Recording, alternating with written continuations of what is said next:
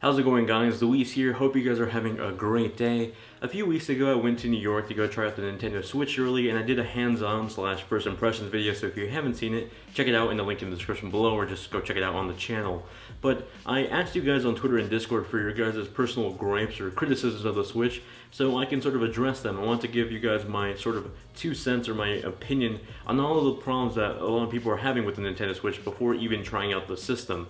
And so I want to do this video sort of giving away my opinion based on my experience with the system and sort of addressing those problems. More or less from that standpoint than the apologist standpoint, because there's a lot of Nintendo apologists right now, especially with the Switch coming out and all the criticisms coming out for it. So I sort of wanted to address that from a more critical or based on criticism, not just like, oh, I like Nintendo, so I'm going to defend it standpoint. But without further ado, here's what you guys had to say, and here's my thoughts on everything. The first gripe is power, and I will say power does come into perspective with gaming. It matters at times, and it sometimes doesn't matter. Or it doesn't matter is creating fun games. For example, the Wii was completely underpowered compared to the 360 and the PS3, and it came out with great games like New Super Mario Bros. Wii, not you, Super Smash Bros. Brawl, Mario Kart Wii, and more importantly, Mario Galaxy 1 and 2.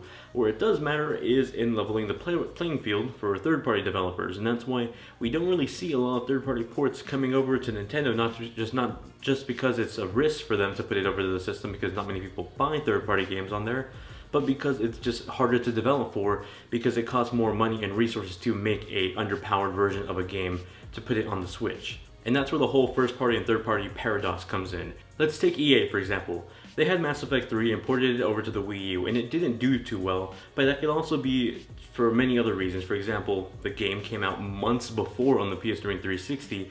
It was a game that didn't feature all the same features that the 360 and PS3 version had, and it was the third game in the series for the Wii U when they didn't even release the first and second game on the Wii U, so they should have probably ported the trilogy over, not just the third game.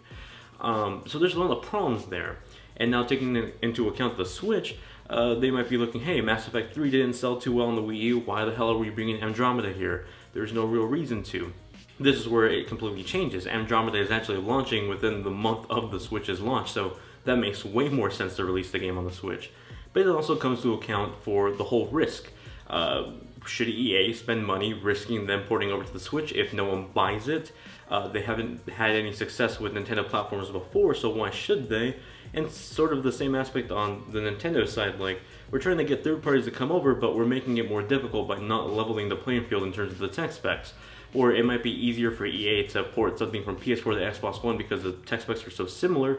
It actually costs more money and resources, and it's more of a risk for them to port it over to our console because it's completely different architecture and it's completely a different playing field compared to the Xbox One and PS4. We haven't had them sell great games well before on our system, and it's sort of the paradox there. They need to both take two halves. Nintendo needs to put in some sort of incentive for EA to make games for them, and EA needs to, take the risk, but not probably to the full extent because there hasn't been an incentive there for them to make games for the Nintendo platforms. There just hasn't been any success there. So why, risk millions of dollars to do so? The second gripe is battery life. Now here's one I'm so confused on, because a lot of people complain that, hey, it's 3 to 6 hours and it's really only 3 hours if you play games like Legend of Zelda Breath of the Wild. I don't know why that's much of a complaint, because if you take a look at previous handhelds, look at this from a handheld standpoint, not so much a console standpoint, 3DS lasted, what, 5 hours at launch? Vita lasted 5 to 6 hours of continuous play, not standby. So it's not too different. I mean, if you played something like Killzone Mercenary on your Vita continuously, or played something like Super Smash Bros. 3DS on your 3DS continuously on the original hardware, then yeah, it wouldn't last too long, and it would probably last as long as a Switch. So from that sense, I don't really get, the complaints of the battery life, especially because compare the games you're playing. Compare something on Vita caliber like Killzone Mercenary and Super Smash Bros. 3DS to something like Mario Kart 8 Deluxe and Legend of Zelda Breath of the Wild on the Switch. It's two completely different standpoints of types of games you're playing. One's a full-fledged console, one of them is a handheld, and this is pretty much a combination of both. So I think that's where the trade-off of battery comes in. I'm not sure why a lot of people are complaining about the battery standpoint.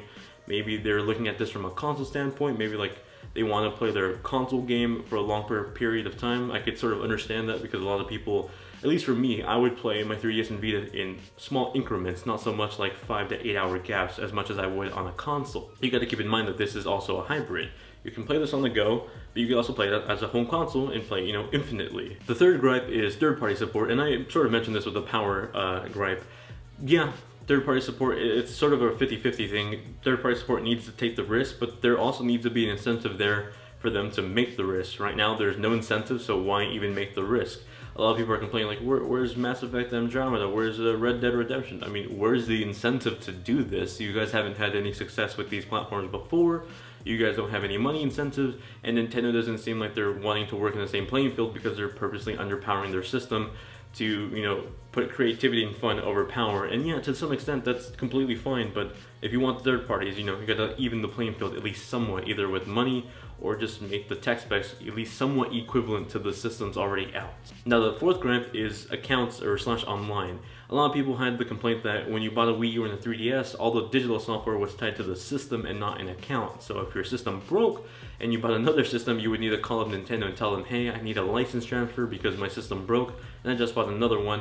And even then, sometimes they just wouldn't do it because Nintendo's freaking stupid sometimes. A lot of people were complaining that, hey, like, is there a tie-in system? Is there not a tie-in system? To my knowledge, there is a tie-in system. In fact, if I recall correctly, Reggie did an interview with GameSpot, and they pretty much confirmed that there are accounts, and the purpose of the accounts are to tie software to them. They haven't really said, like, if you bought a 3DS Virtual Console game or a Wii U Virtual Console game, if it'll transfer over for free or at a discount, but they did say that software is now tied to account and not to system, so I'm kind of confused why people are still complaining about that. But I'll link to the interview if I could find it in the description below. Shared a lot of information regarding Virtual Console. We will be sharing more information at a later date. What I can tell you is that with the introduction of Nintendo Account, we now have the capability to tie consumers' purchases to their particular account. The fifth gripe is the price. Now, a lot of people like to point out, hey, this thing is $299 and the Xbox One and PS4 are what, like $300 to $350 right now? $400 if you buy a PS4 Pro? And yeah, the prices are pretty even playing field, and they have dramatic differences in terms of power. Yeah, I can play a much better looking game on PS4 and Xbox One and even PS4 Pro compared to the Switch, but you also can't really take your PS4, Xbox One, or PS4 Pro on a train or a plane and just play it in your seat for 10 hours. That's something that the Switch can really only do, and so you're sort of doing a trade-off, power versus accessibility and portability. And also, not to mention, we're comparing the prices of a system that's 4 years in. That's PS4 and Xbox One. Both of them came out in 2013. The Switch is barely coming out. It's not even out yet. It comes out in March, so that's what, a month away. And we're comparing a launch day price to a year 4 price. Keeping into account that the PS4 launched at $400 and the Xbox One launched at $500. So take that into consideration, and let's see where the price is in 4 years. The sixth gripe is the launch lineup, and here's where I think a lot of people will be surprised to hear my opinion. I agree, it's really bad, even with Breath of the Wild. Yes, Breath of the Wild is a great game from what I played so far. It's a very critically acclaimed series, and it has a lot of nostalgic feelings with a lot of gamers, but not all gamers.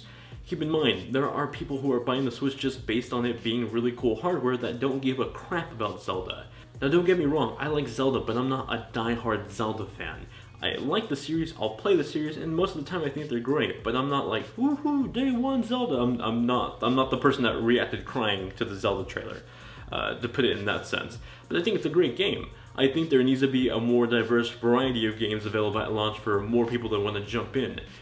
Because at the most part right now, people who don't give a crap about Zelda don't really have a game to play until, what, April 28th if they want to play Mario Kart 8. Sure, there is a few third-party developers in there at launch. They more seem akin to smaller bite-sized games like puzzle games like the Tetris game and Snipperclips, which both are very fun games. I played them in New York, but they're much more smaller games rather than full-fledged games. So just taking a look at the launch, like Zelda and maybe Skylanders seem like the full-fledged games coming out at launch, being like full, longer than 10-hour experiences, where everything else is like a puzzle game or some sort of spin-off of a puzzle game, be it Tetris, Snipperclips, or the 1-2 Switch game. So in that sense, yeah, most of this just seems like pretty lackluster if you're not already a Zelda fan, which I would assume not everyone that's buying a Switch Day 1 is a Zelda fan, or at least a die-hard one at that. The seventh gripe is storage. Here's another thing I'm kind of confused about. A lot of people complain that it's only 32 gigs of storage. This sucks.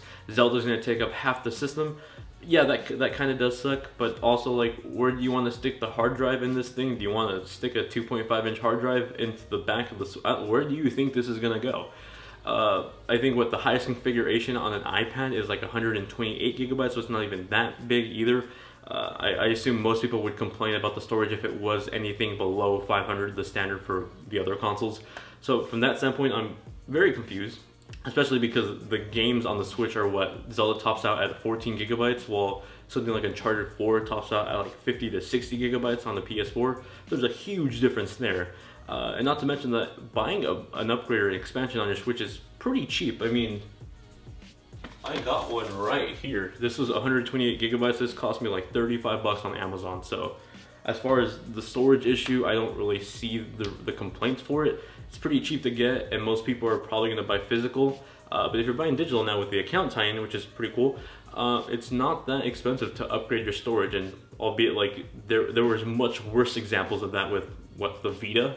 I think a 64 gigabyte memory card for the Vita is almost as much as the console itself. So I don't really see the storage thing as a valid complaint. The eighth complaint is the screen resolution. I would completely agree with this if I had not seen it in person. I'm a person that rocks a Nexus 6P, and that's what, like a 5/6 inch phone that has a 1440p display. That's incredibly sharp compared to something like a 6.2 inch 720p display on the Switch, not even to mention the bezel size on that thing. But seeing it in person, it looks incredibly sharp, and it's pretty shocking too, because something like Mario Kart 8 looks really sharp on the Switch's tablet screen, not really so much on the TV screen, but much more on the tablet screen. And even though it's low res and it's somewhat of a bigger screen, it looks really great. It's something I would say you have to see in person. The viewing angles are good, the color is good. So pretty low res screen compared to other tablets on the market at the same size, but it still looks pretty good, and that's just something I think you really need to see in person, because I didn't really believe it until I saw it in person. So that's my opinion on that. Another gripe someone had that I actually think is like the first time someone brought this up to me was the heat of the system. Whether the system got really hot running because of the games it got to run, like Legend of Zelda Breath of the Wild. From trying it myself, I've never felt it get anything really hot, mostly because the vents are on the top back of the system, so they vent outward, not towards your hand. And you're also holding the Joy-Cons, not the tablet itself. The tablet itself is what gets hot. The Joy-Cons, they're completely fine. And to my knowledge, I've never felt the system really heat up at all. And I've played Breath of the Wild, what, 20 minutes at a time with the Switch after each person plays it over and over and over again during a day-long demo session. So as far as heat goes, I think we'll be fine with heat on the Nintendo Switch, especially during the portable mode when you're holding it with Joy-Cons. Now, the last gripe people have told me was the achievement system / trophy system. Now, to my knowledge, Nintendo has neither confirmed or denied that there is or isn't an achievement system with the Nintendo Switch. I would guess that there probably isn't one, and as far as I can recall, Nintendo hasn't really mentioned anything on an achievement system since, what, the 3DS / the My Nintendo thing? I recall there being a survey on Club Nintendo a few years back where they asked consumers if they would be interested in such an achievement or a quest system where people did certain things in video games that would unlock them rewards that they could either use as discounts on the Nintendo eShop or credits on the Nintendo eShop. And that may have just been spun out to become My Nintendo recently. Or it might be an achievement system later on in the Nintendo Switch's life cycle, but we know nothing about it just yet, and to my knowledge they have not really commented on an achievement system for the Nintendo Switch. But personally for me, I don't really care about the trophy system on PlayStation or the achievement system on Xbox. I just play games to play games. I know there is that incentive to replay games through this system, and a lot of people like to play games just for the trophy and achievement system. That's just something I don't really care about. But as far as there being an achievement system on the Switch, I doubt it, and you know, it would definitely help the system. I would say that a lot of people would get into that ecosystem just for the achievement system, but yeah, no knowledge on that so far, and chances of that happening are probably pretty slim.